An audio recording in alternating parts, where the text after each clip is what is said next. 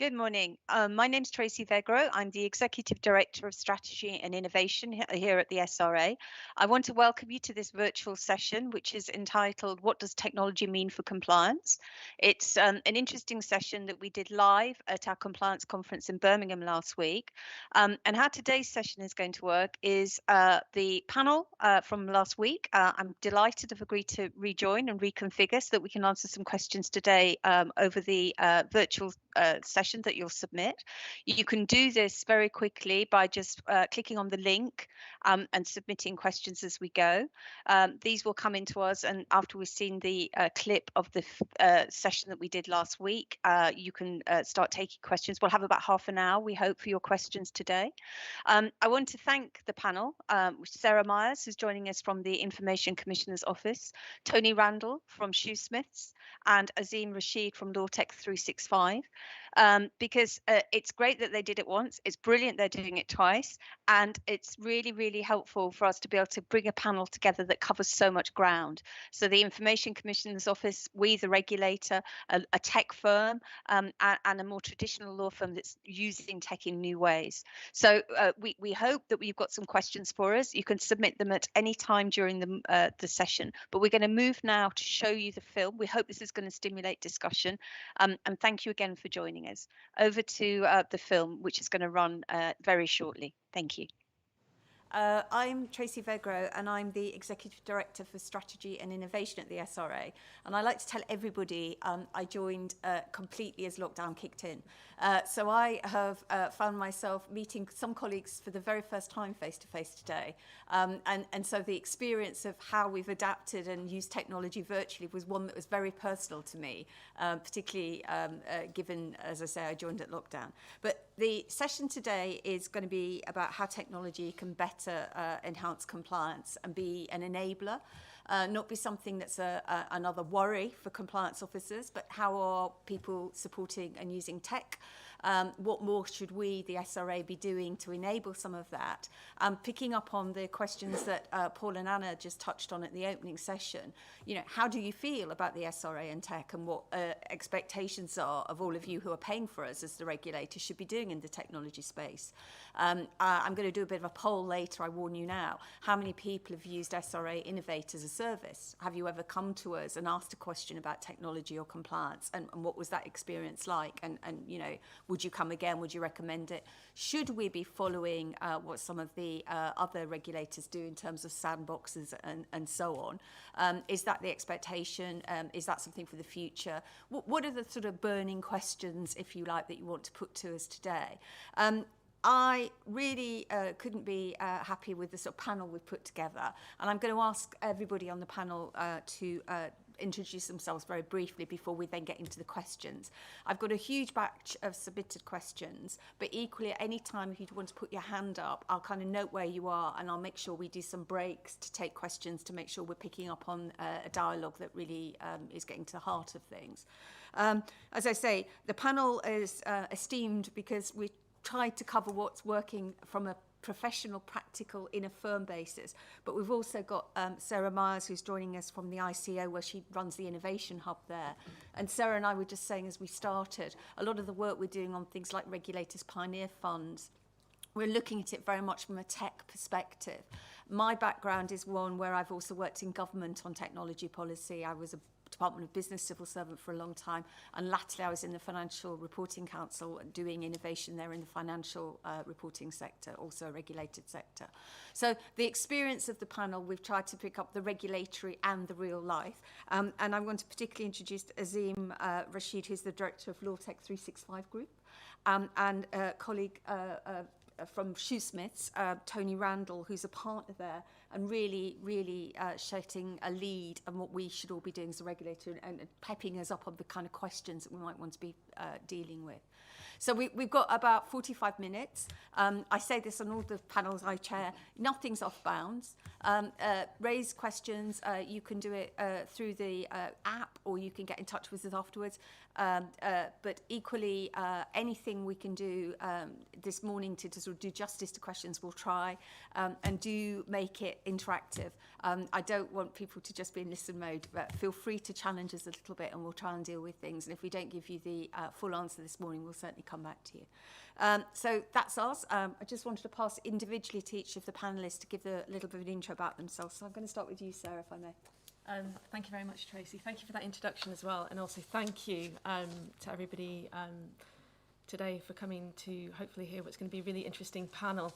As Tracy's alluded to, Sarah Myers, I'm the group manager from the ICO's Innovation Hub. For those of you that are not familiar with the ICO, which I'm sure most of you will be, we're the regulator for data protection and freedom of information. We're what I would like to say, the friendly side of the office. We like to listen and hear from innovators, people using technology, and basically find out what are those sort of regulatory challenges that are going to be meeting the ICO as a regulator in the future, but also supporting growth. So we like to help people move through any blockages or barriers that they may experience if they're coming up with a product or service. And those sort of data protection questions are not clear and obvious because quite often they're not. We appreciate that. So that's what my team do. We're very cross-sectorial. We work with the SRA and a number of initiatives, as well as other sectors. So we've got quite a range of experiences outside of legal services. So be really interested to join the panel today. So I'll move on to Tony, who's next to me. Thank you. Morning, everyone. I should ask, can everybody hear me? Okay. I should have asked that. I once started speaking at a conference a few years ago and asked that question. And somebody on the front row put their hand up and said, "Yes, I can hear you perfectly well, but I don't mind swapping with someone who can't." Which is a little disconcerting. I come to this not as a compliance expert, but as a lawyer who, over the last few years, has worked a lot with legal tech. I've developed legal tech. I've procured and tested legal tech. And in the course of doing that, I've seen just how powerful technology has become and how much it can do for the legal industry, and in fact how vital it is to the future of the legal industry and to compliance. Thank you, Tony. Nazim? Hi everyone, good morning. My name is Azim Rashid. I'm a director and co-founder at LawTech 365. We're a legal tech company based in Stratford-upon-Avon. And we have three main platforms. So we have Lawyer 365, which is the UK's first video consultation marketplace for lawyers. And then we have Verify 365, and that's anti-money laundering and compliance solution for law firms. We also have eSign 365, which is a e-signature platform for law firms, which is still being developed. We're also building Concept Virtual Law 2030, which is a augmented reality kind of concept for the future, but that's still being developed, something that we're working on. And hopefully we can provide some insight into what legal tech is out there and how lawyers can adopt it. Thank you. Well, thanks to the whole panel. Thank you first and foremost for being here, and thanks for being so open to taking any questions, because everyone on the panel has made clear that they're very happy to help in any way, so you can ask. The first question that came in, and I'm going to start with you on this one, Tony, because you kind of alluded to it in what you said, is how can technology, it's been used for years in validation and verification, and it seemed to be successful. How can we do it more into the legal sector? What are the perceived barriers, and what have you found as a lawyer yourself? Well, I suppose as a profession, we haven't been at the forefront of the adoption of technology compared to our colleagues in other professional services or indeed industry. And I think the last part of that is because I think generally we are technophobic. I think some lawyers have worn that as some sort of badge of honour in the past, that we are somehow distinguished from the rest of society, and that enhances our reputation. How far we've moved in just the last 18 months, because I think every lawyer on the planet has realised that it's actually tech that now holds us together. It isn't wigs and quills and qualifications and certificates, it's technology. which is a great thing, because that's meant that lawyers are now much more trusting of tech. We're actually more tech able. Dear God, I now realise that my laptop can actually drive 3 screens at once. Yeah, I think we've come on in terms of our attitude to tech, and tech has also come on. And this is, I don't think most lawyers realise just how advanced technology, legal technology is now. So, for example, we've been working with an AI platform. You can put a 100-page contract into this robot, and it will review that contract and mark that contract up.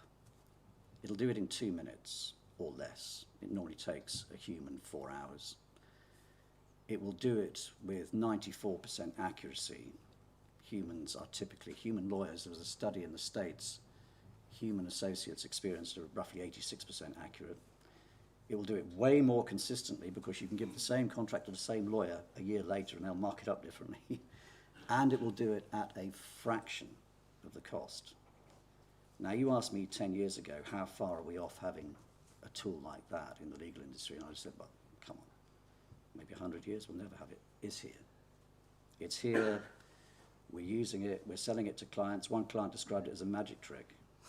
They said, you know, do we have to say abracadabra when we use it? Point is, it's here. And that's just one example of the technology that is here right now. It's not science future, it's, you know, science fiction. It's here right now, which is why you guys need to be speaking to people like Azim. Well, it's very neat. Azim, you give us your answer to this as well. Yeah, I completely agree with Tony there. I do. And just in comparison for the legal sector, in comparison to, for example, the financial sector, which has always been 7-8 years ahead. So the financial sector has been using, for example, client ID verification to onboard and open accounts for 5 or 10 years maybe. So the question is, why is the legal sector so slow in adopting the same technology? And it's widely available, so why is it that they're not bringing it on board, and why hasn't it been there for the last 5 years? And I think the very simple answer to that, it's because the technology that was made wasn't made for the legal sector. It was made for the financial sector. So lawyers were wary to adopt that kind of technology because they weren't sure if it was compliant, with, you know, the due diligence checks that they need to do, if it was compliant with the land registry guidance, with the SRA framework. So they had every right to be wary of that. I think in 2021, 2022, we have that technology now. We have the technology to be able to verify clients remotely, which is what we need. Platforms like Verify 365, they were created specifically for the legal sector. So we've, you know, at the forefront of our minds when we were developing the technology, it was the SRA framework, it was the guidance that you know, is put out from the Law Society, from the Land Registry, to make sure that it is compliant with all of the regulations. So I think that was a huge barrier in terms of why we're not using verification platforms. I think another one would be that it's previously, people always thought verification platforms and technology like that was very expensive. You know, it would cost an arm and a leg, but it's not the case. Technology like that is actually very cost effective. You know, the price has dropped down dramatically over the last couple of years. So I think that's another advantage. And, you know, thirdly, I think also over the last couple of years, we've seen a wide adoption of cloud case management systems like ActionStep, Clio, Leap. You know, those are platforms that we're very familiar with as a company because we work very closely with them. And I think verification platforms now very easily integrate into those platforms, which means that lawyers, you know, can easily use verifications as part of their day-to-day practice, which is going to be really easy for them to, you know, adopt now as it would be 5 or 10 years ago. Thank you. I'm going to see if anybody wants to add a question. Yeah, straight away, hand up. Go ahead. Yeah, it's on. Hi, my name's Suzanne. I'm from a small firm in Oxford called S&P Legal. And I'm actually just about to merge with a firm who do conveyancing, so I'm learning about the landscape, and I was actually quite blown away by what the Land Registry was saying in terms of their app and how quick it is in terms of the turnaround for searches, and you know, it's 2 days compared to 2 months. And also, of course, I use Lawyer 365 and I think it's fantastic, but most of like the clients and the queries that we see coming into our firm are sort of the evenings. And I remember when you pitched it to the Azim, and you did say to me most people are searching for lawyers in the evenings. I think 7 p.m. always stuck in my mind, and on weekends. So my question, I guess, is to the SRA and to the open panel: how far away are we before certain technology measures are going to become obligatory? You know, the extra due diligence from that Land Registry app, or you know, the need to be able to speak to clients when it suits them. So not 9 to 5, but in the evenings and weekends. How far are we away before some more rules are coming go away? Is my question. Yeah. Well, I'll have a go first before I'll have upon things. So I think the point that you're making really, really well, Suzanne, is that times have changed very quickly, and possibly due to the pandemic, people and their expectations of what they can get as an answer, how quickly, at what time of the day, has massively changed. So for all of us, and Sarah and I were saying this from the ICO's perspective, and I know it's true of other legal regulators, we're going to have to think about that. So you're quite right, the SRA needs to think about it in the context of how we operate and how we reach all of you as the people who are coming to us with queries. What we're trying to do is, through SRA Innovate, capture some of these things. So that's just the sort of thing that SRA Innovate would be working on before we adopted it or put more rules in place. So there's nothing imminent, I can assure you of that, but we want to do much more learning by doing with all of you. So I think you probably know we've got pilot activities going around on things like unbundled services, quality indicator pilots. We're working with the DCT people around what they can do and how we can enable all of this. If you like, the market to develop without the regulator allowing risks to take root, but not in a way that is blocking change. So that's where we are at the moment. We've got a 3-year corporate strategy. We're just in year 2. There's a whole objective around technology. And we want to look at what happened in fintech and try and make it as seamless without any risk to compliance. So, you know, for us, it's got to be an enabler.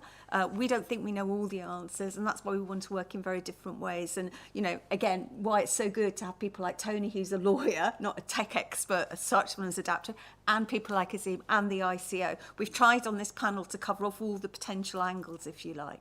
But anything else, Sarah? I was just going to jump in. It's a really interesting question. I obviously can't allude to what the SRA plans are, but just something that might help with sort of the sort of direction of travel. The Information Commissioner's Office and the SRA innovation functions, we work very closely together. So what we're trying to do is have a collaborative approach to any sort of new product or something under development. So if there's a DP angle that we need to assist with to help ensure that trust and confidence in the product by the client in the future, that's where we speak to each other on a regular basis. We have a constant link. It's a service that the ICO has been really happy to run for quite some time. And it's just a really important way of providing a more collaborative approach to regulation. So you've got organisations that want to develop and provide those services within the legal services sector, not having to jump through multiple hoops with multiple regulators. So I can't answer more on that obligatory technology adoption, but if and when people are coming through the door to challenge the SRA, because I'm sure they will be, on that question, we'll be here to help with that. Yeah. As I say, we don't want to make anything a diktat, but we certainly don't want to be a blocker. That's the kind of rule of thumb. Anything you want to add to that, Tony or Azim, before we go back to... Just that alongside sort of obligatory compulsory use of technology, the voluntary use of technology, it's increasing. But I think the reality is, and the SRA published a report. In fact, Tracy, you launched the report, the Oxford University report, a couple of months ago now. Mm-hmm. Exactly. And it identified the fact that, yeah, tech is there. Tech is there to apply, to make legal practice easier, quicker, faster, better. But procuring that legal tech, accessing that legal tech, being aware of that legal tech, having the skill set to assess the legal tech. Not every firm can be expected to have that. And I imagine a lot of people in this audience today, you know, have got 1,000 other things to do, possibly 2 or 3 other jobs to do in your firm. You know, where do you get the time, let alone the experience, let alone the contacts, let alone the support, to procure this new tech? There are things that, you know, I know the SRA are thinking of doing, for example, trying to hook in firms like mine to try and offer some of the work we've done, make it available to smaller firms, and we're running a pilot on that at the moment. I know there's a conference app, but I'm going to do this old school. Just hands up. Exactly, on a show of hands, how many people in this audience would, for example, find it useful to have some sort of database of all the available legal tech that can help with compliance? Yeah. Well. And can I carry on with the show of hands? And how many people would think to come to SRA Innovate to ask about that? Yeah, there you are. I think there's some work Best to be kept done. secret. Yeah, Best exactly. kept secret. Exactly. So we'll take that away, that SRA Innovate should be more proactive about letting you know. Go on, question here? I think this lady had one as well. Sorry, my name's George, and I'm business development exec at a tech company. And on the note of the Oxford study, I read that and actually wrote a blog on it, and I thought it was really interesting, great article. But I did feel like it was very broad. So if I position myself as someone who was in a law firm and I read that article, it says tech's amazing, it works, it makes your firm better. But hearing real examples from Azim and Tony makes me a bit more confident on it, if that makes any sense. So what I'm trying to say is, what are the SRA going to do to improve education on specific tech that can help different firms? Because every firm's needs are different. Yeah, so we can look at that, and I also at this point will put out a plug for the Law Society, because the Central Law Society and the Birmingham one, who I think Shoesmiths are working with, are trying to do exactly that for members. So through that, they are also trying to disseminate and look at things where they can be much more real-time sharing of problems too. Sometimes I think people don't like to bring their problems to the regulator, and that's kind of natural, right? So I think we have to do things in a way that doesn't look like it's going to trigger a kind of process. Or so these are the sort of things that we've been doing. I think we've done the 2 SRA Innovate events we did. The one in Cardiff particularly made this point that people would be a bit worried about sharing some of their problems with the regulator. So I think what we've got to do, picking up your point, George, is do it in an open source way and make these things rather generic. But Azim, I'll give you a final word on this before we go to the next question, which is linked but slightly from a particular... Yeah, no, I think, I mean, I'm quite familiar with the SRA Innovate, so I think they've got some amazing stuff on their website. They do some amazing events, virtual and in person. So generally, the technology that's coming through, I think they're doing a great job in making people aware of that. But I think, you know, just on the client ID verification side, what they could perhaps do is, just as the Land Registry has guidance on, you know, a digital ID standard, perhaps they could have some sort of guidance for law firms to understand that, you know, there is a higher level of ID checks that you can do, enhanced due diligence, for example, and, you know, like a safe harbour status that the SRA is actually endorsing. We're talking a lot, again, not to give anything away, about a sort of offering of a proof of concept testing. So that would be the sort of safe harbour approach. Again, we're just trying to canvass opinion, how helpful people would find that. But from what I'm picking up today, I'm guessing there's quite a lot of interest. I've got another question which sort of is on this theme, but it's particularly around AML. And I was going to come to you, Azim, first on this one. We're seeing growth of all sorts of software solutions directly to support AML. Should the industry push for even more automation in this space? Absolutely. Yeah, I definitely think, I mean, I'm not trying to plug in my own company here, but, you know, Verify 365 is a automated AML compliance solution. So it's been built with the SRA framework in mind. It's there to help law firms stay compliant. And, you know, I'll just go into a bit of detail as to what kind of different checks you can do through the platform. You've got the ID document verification, which is a proof of address that you can carry out on your client. And this can be done remotely. This can be done through automation. And it actually connects to, I think, 19 different databases and pulls in information to verify that person actually lives at that address. So that's a practical example of how you can remotely, securely, through automation, verify a person's address. Secondly, you've got the ID of the person themselves, so actually verifying the person that they are who they say they are. And that's done through a NFC biometric verification. Again, connected to, I think, over 9,000 or even 10,000 government-issued IDs in over 190 countries, and that's all done in real time, automated, can be done from anywhere, and it's done through NFC as well, which is what the Land Registry recommends for safe harbour and enhanced due diligence. So, and again, that's done within 5 seconds. So within 5 seconds of that person completing that check, you would get a report to say whether that person is who they say they are. Another check that we do, we call them blocks, but also as checks, is source of funds. So the app itself will connect to your client's open banking and pull in all the financial data that you need in order to sort of verify the source of funds for that client.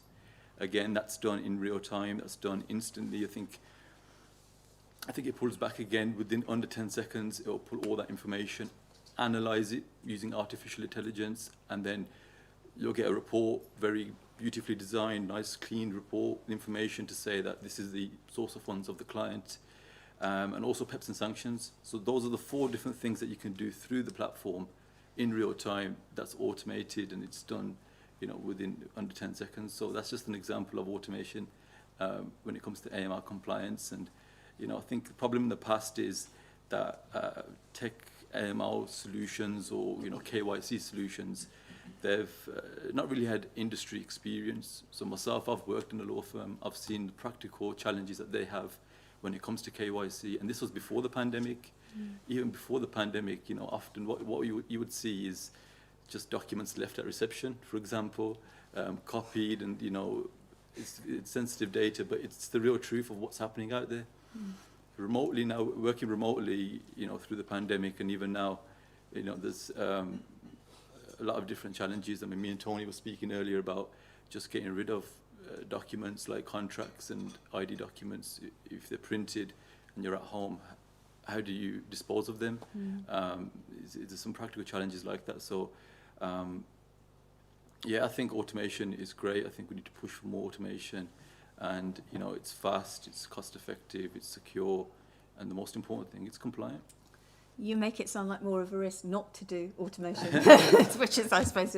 So are there, though, GDPR and public protocols, and how can we trust this? I'm going to come in. I'm obviously from the Information Commissioner's Office. We're supportive of innovation, technologies being deployed. Something just to kind of rewind slightly.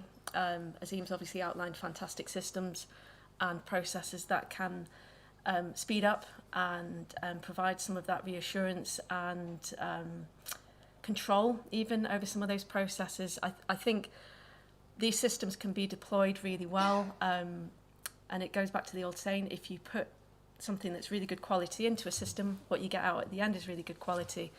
Also, if you flip that around and use a swear word, the same thing applies, which I don't need to say because this is being recorded.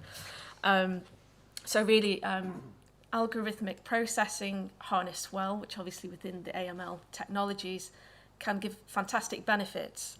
You need to have those correct governance in place. You cannot find a piece of technology that will deal with those kind of process issues or problems that may already be existing within your organisation. If you get those things in order and you can find a solution that works for your organisation, I think there are significant benefits that you will find for yourselves. Obviously, as Tony said before, sounds like many of you have multiple hats that you have to wear. If one of those hats is you're confident that is being run in a secure and safe way, from the ICO's perspective, we would be really interested to make sure that anything that you do deploy, you are fully clear and understand the transparency of that process that those processing go through. So any system or organisation that's trying to implement those, you just need to be really clear that you understand what happens to that data when it comes into your system, how it processes, but also who is that accountable person in your organisation that makes sure that those processes are being correctly utilised, and that you understand what those algorithms are doing to the data and how decisions are being made or not made within those sort of processes.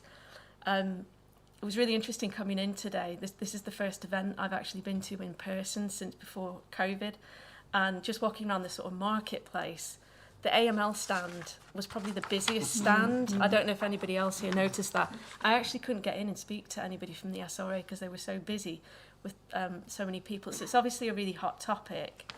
Again, something I kind of picked up before coming into the event today is that there was the Law Gazette that Her Majesty's Treasury reported yesterday. I think that there's 12% of organisations that are supervised for money law, anti-money law, AML, I'm going to say AML, it's much easier, are potentially at risk. Now, I don't know what the ins and outs of why those organisations are at risk, and it might be because they don't have those processes in place. So again, it's really important just to have those underpinning strong processes and knowledge and understanding of what you're doing with that data. From an ICO perspective, we'd really like to see more privacy and enhancing technologies coming across into the legal services sector, where there can be data shared across a multitude of organisations safely, as opposed to just within sort of one organisation. It's something that's coming through in the financial services sector. So I think there's a potential here, definitely. I always like to say technology, yes, but it has to be within those controlled parameters.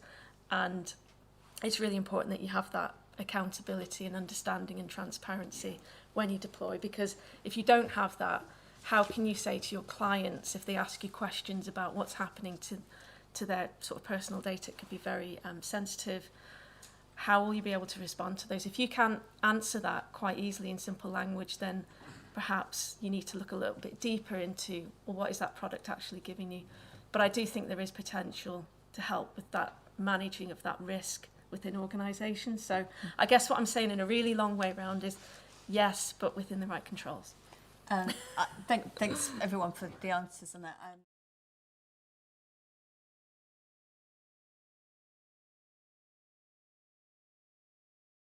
I hope you enjoyed that sort of edited version of the discussion we had last week. We ran it to stimulate some questions, and we've got quite a few that have been submitted. So I'm now going to get into this session. You can keep asking questions. We've got a few that we're going to start with. I'm going to ask each panelist to sort of lead on a question, but then others might want to contribute. If anything strikes you, as I say, you could submit using the link at the bottom, and then the questions will come through to us, and I'll make sure that the panel do justice and we get everyone's views. I'm going to start because one of the questions a number of people have asked is around use of technology in contracts. Hilary asked a question about when you review a contract, what does that involve? And various other people have asked about how do you then make sure that the technology is as good as it appears to be. I think this was in response to some of the points that you were making, Tony. So if I may, could I come to you first and ask how you'd reassure Hilary about what that kind of approach is, the technology and the human factor? Yeah, absolutely. And it's a great question because trust in technology is a barrier at the moment. And not only do lawyers need to get comfortable and trust tech, but also, of course, consumers do. But specifically on the AI contract review that I referred to, that is based on a playbook, which has around 280 questions in the playbook that the software is scanning in a contract. And if you think about it, we as lawyers, when we review a contract, we do that in our heads. Our playbook may be written down, our playbook may not be written down, but that's what we're doing in our heads, and the AI does the same. What I will say about that is, however, some people assume that AI, when you buy an AI platform, it works straight out of the box. If you're working with AI, check that, because some AI needs to be trained on the questions that you wanted to review. So when we got that AI out of the box, originally 2.5 years ago, it was 50% accurate. And we had to put about 3,000 contracts through over a 2.5 year period to raise the accuracy from 50% to 94%. And I think I mentioned in the video that the US did a study, and the average accuracy rate in the US of senior associates, experienced associate lawyers, is 86%. So the machine is more accurate, which probably leads on to the second question, which was, if the tech is only 94% accurate, then who takes the risk of that 6%? Well, very simply, we put a human overlay. We close that final 6% gap so that we know actually that our output is 100%. And I think that's a general theme. If you're looking for technology to help you in your processes, don't assume that you have to use the technology to do 100% of what you want to achieve. Very often, the most effective solution is actually a combination of tech and people. It's not mutually exclusive tech or people.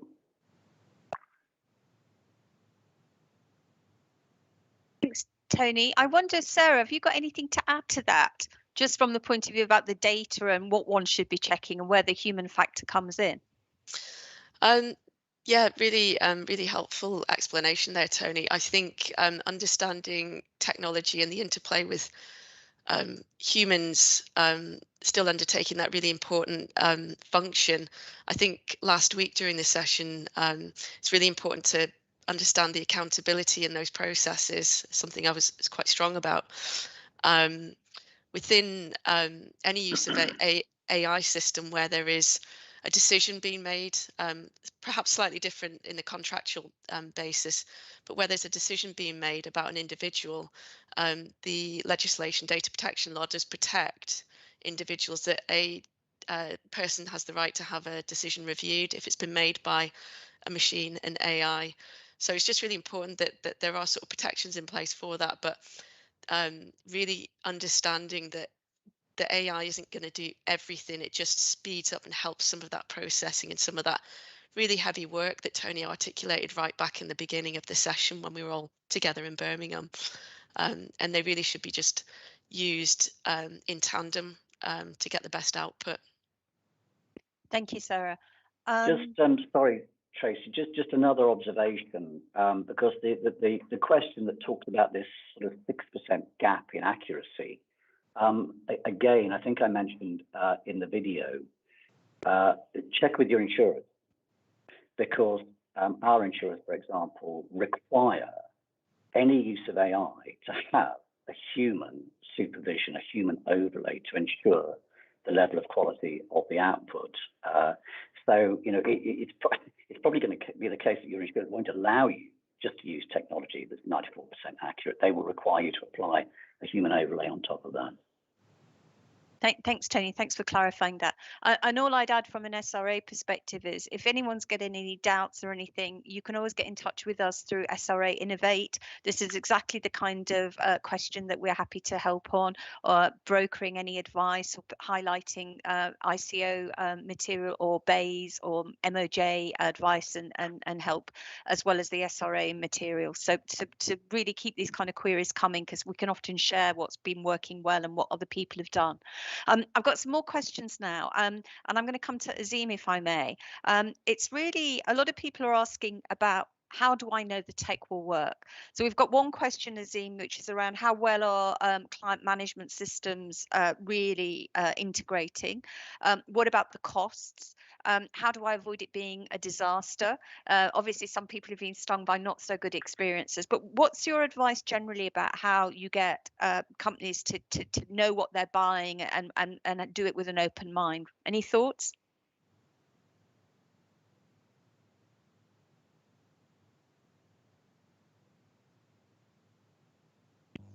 Yeah, Tracy, so I think it's something that we did touch on in the session as well, about the need to be able to identify the right tech for your firm. And it's important to focus on what outcomes you wish to achieve. That's absolutely key.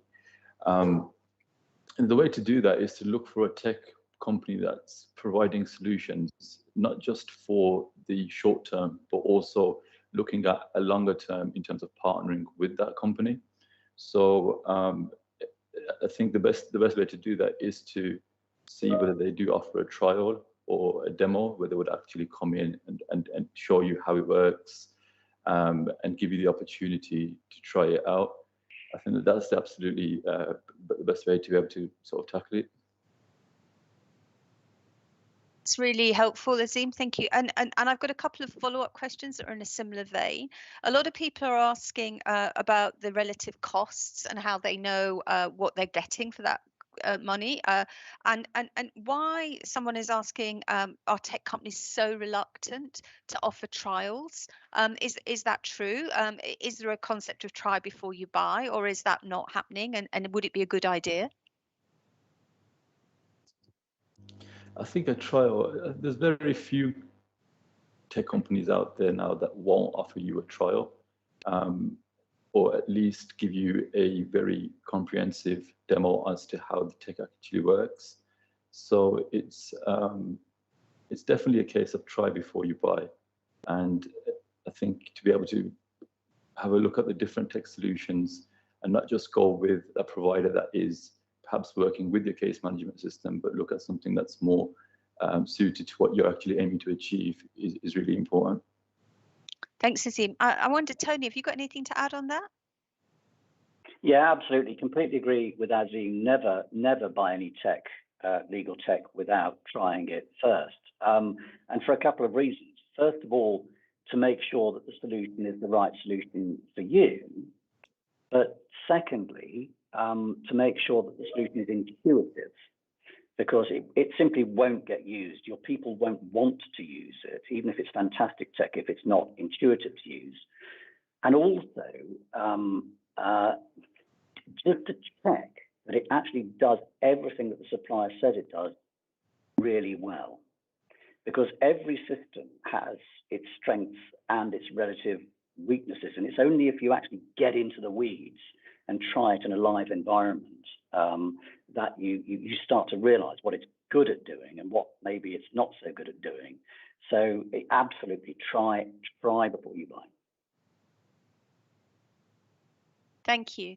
I think the other thing I might just add from a perspective of where we've been learning as a regulator, we're quite interested in talking to firms about what would be a good way of building trust. So, you know, we're talking amongst ourselves around whether we would do sort of tech sprints, whether we do some sort of brokering. We're looking to do some round tables in the new year with a number of people facilitated by the Department of Business, because many people seem unaware that there are grants for help with adoption of tech for smaller businesses, and law firms are included in that. And I'm just wondering if some of that proof of concept testing might be quite helpful. So I'd be very interested, not for now, but for views generally outside of the meeting. Do get in touch with us and let us know what you'd find useful. I'm going to move now to a different area of questioning because I'm conscious of time. And that's really around the relevance of technology in terms of how do you make choices. So a lot of people have been asking around use of things like comparison websites and so on. And again, I wondered from an ICO perspective, Sarah, are there any lookouts about what kind of standards people should be adhering to? Do you think people understand enough of how much tech products are already regulated and that we don't necessarily need a whole new system of regulation if people follow the GDPR rules and so on? Any thoughts on that? It's a really interesting question, Tracy. Thank you. From a ICO perspective, I think the first thing is any organisation that's processing personal data needs to pay the ICO data protection fee.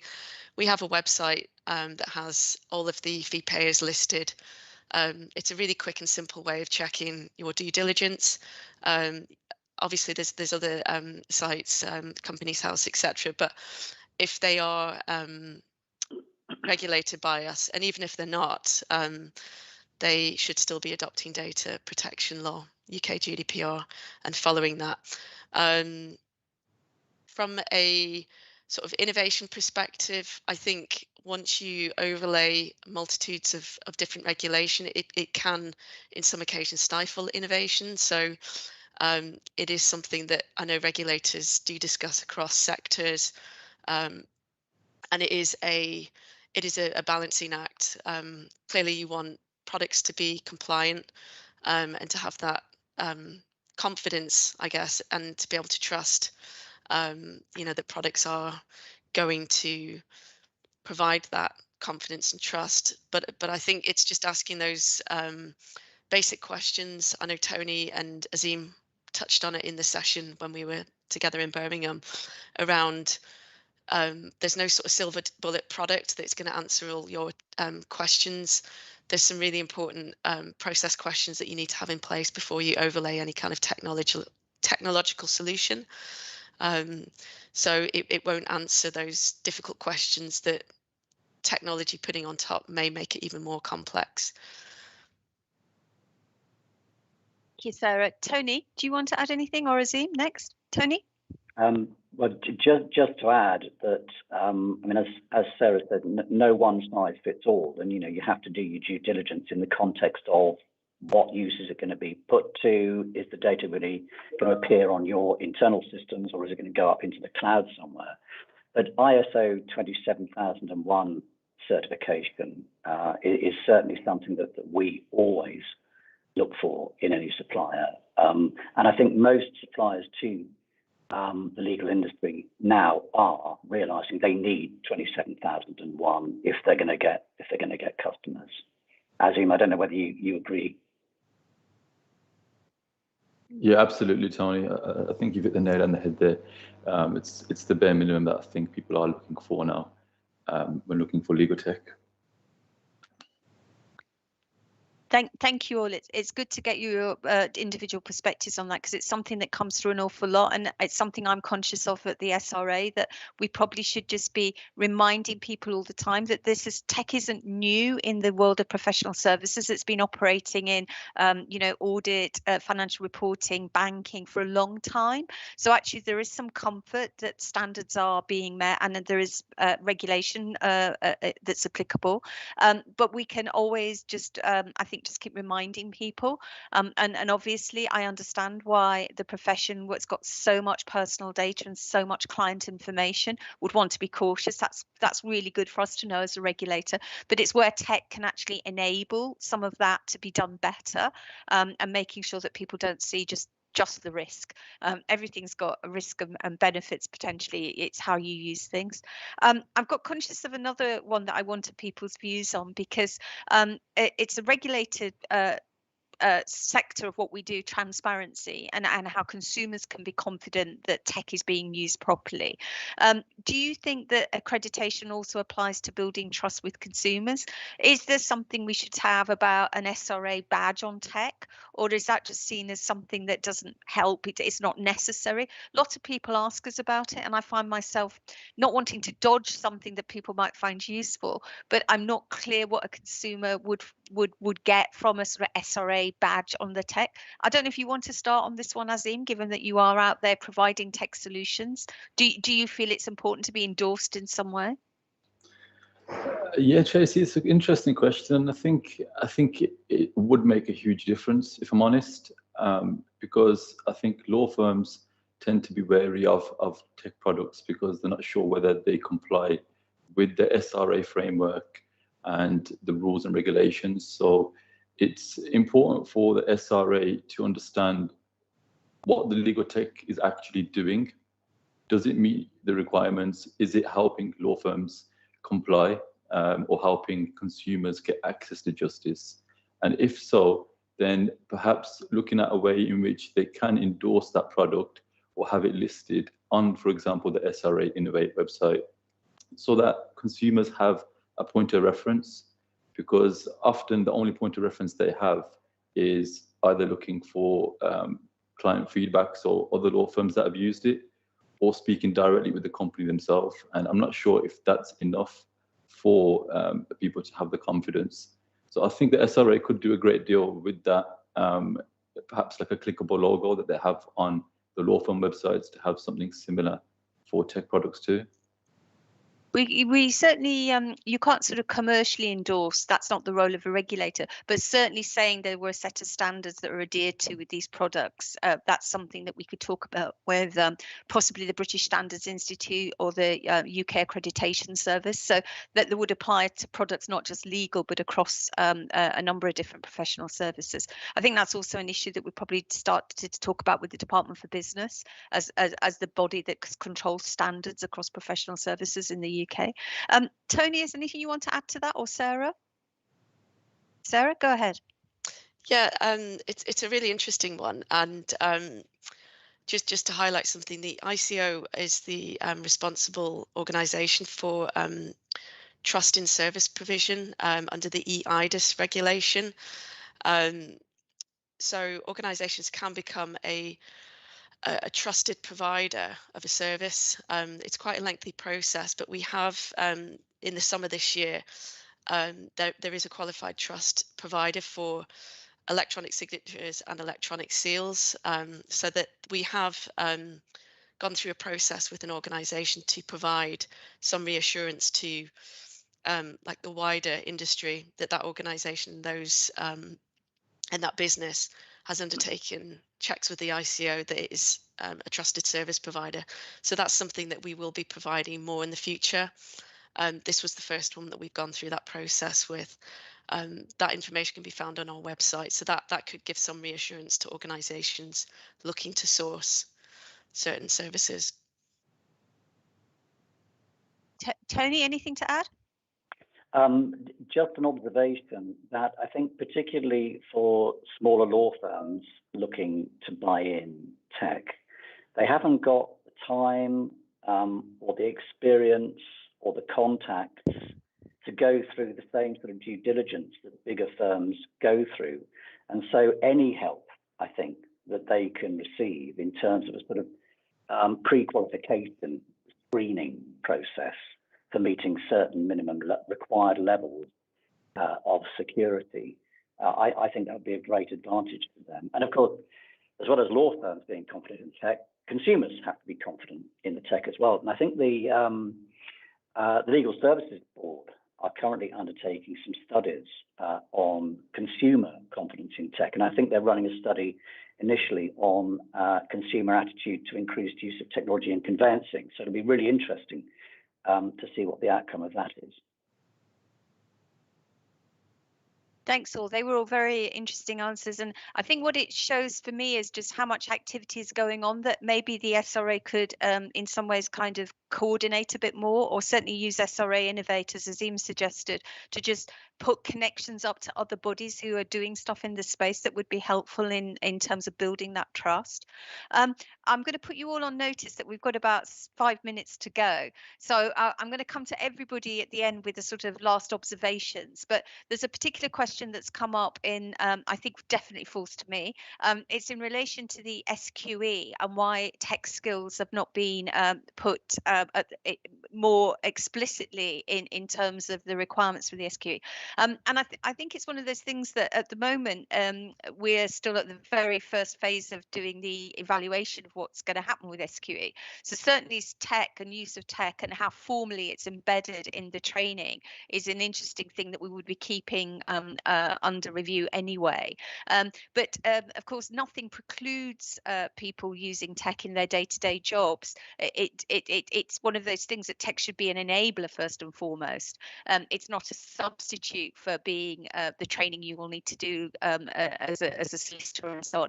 So I think that's one I'd say we're open-minded on, and certainly as part of the evaluation that we're formally doing, there's a 10-year evaluation program that we're just kicking off with SQE. So it's certainly tech skills more generally, and in relation to standards and so on, we're keeping tech under constant review.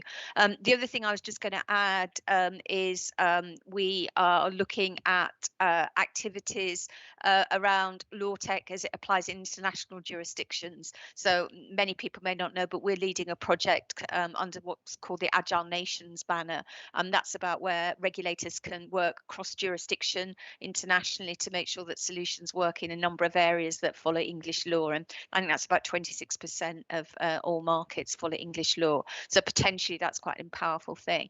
And the other thing I was just going to add is on anything, an awful lot is based around the users and the people who are contacting SRA Innovate, making sure that we can get a feel for what really matters to you. And so we're doing some research about segmentation of the legal services market to understand if there are any differences between the reserved and unreserved sectors of legal service provision, and whether or not there are certain areas of law that actually lend themselves more readily to tech, can be de-risked, if you like, quicker, or are areas where there's a bigger public policy benefit. We're mindful, people talk a lot about the digital divide, and we wouldn't want to build in any barriers, but we are hopeful that we may see some areas of law where tech is a true enabler. And then, of course, that helps everybody. You're growing the scale of the opportunity for all, and that's where we'd like to be as a regulator, facilitating some of that. So they're just some of the bigger things where tech are very much at the core of it, but it's not necessarily tech that gets us to ask the question in the first place. Things like access to justice and consumer confidence and consumer choice are just as important. So I was very glad that we touched on the LSB and some of the work they're doing. We've got last 5 minutes. I really wanted to come to everybody in turn, and I'm going to start with you, Tony, if I may, and just ask about the sort of the takeouts that from this session and the previous one up in Birmingham, about what struck you most, what thing which should we, the SRA, be committing to doing, and thank everyone as well for contributing today with all the questions. Any questions that we haven't got round to today, and there are a few, we'll come back to in writing. Thanks so much. Come to you then, Tony, for some final thoughts before we close. Well, short and sweet, and it's come up in the questions again today. It did last week. Try before you buy, and make sure that it's really intuitive as a solution. And I think also in today's session, what's also come out is don't think purely in terms of tech. It's tech and people that probably will give you the best solution, not a pure tech solution.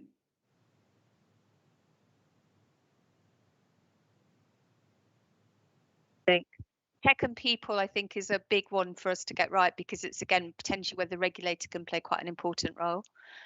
Sarah, come to you.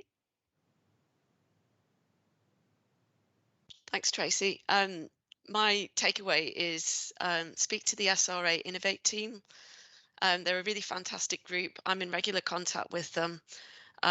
We try and support each other. If there's any data protection queries, they come to the ICO through my team, through the Innovation Hub. We support each other.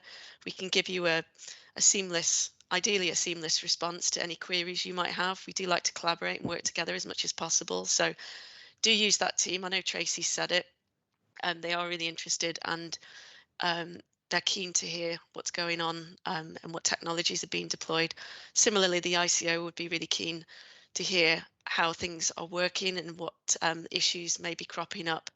In particular, if there are any sort of queries around the processing of personal data, we can work together with the SRA to overcome any blockers and any kind of new tech that somebody's considering deploying, or even if you're just looking to deploy it yourself. So do use them. They're a fantastic team. Sarah, I really appreciate that. We often say the SRA Innovate team are a bit of a, absolute best kept secret.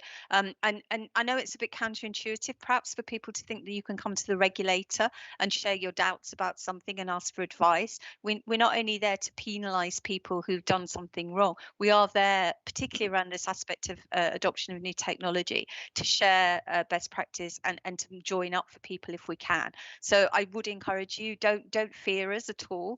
Definitely make sure you come and we can give some pretty straightforward advice, and often be a broker to other things that I think might be helpful, particularly work that's going on in different parts of government, or funding and support that might be available for upskilling and so on.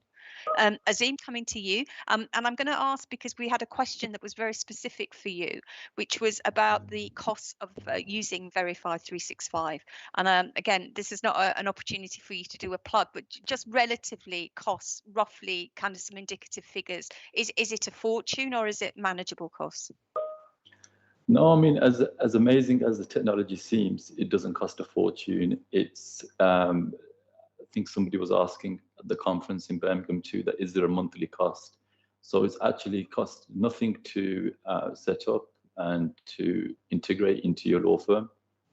The costs for Verify 365 are on a per transaction.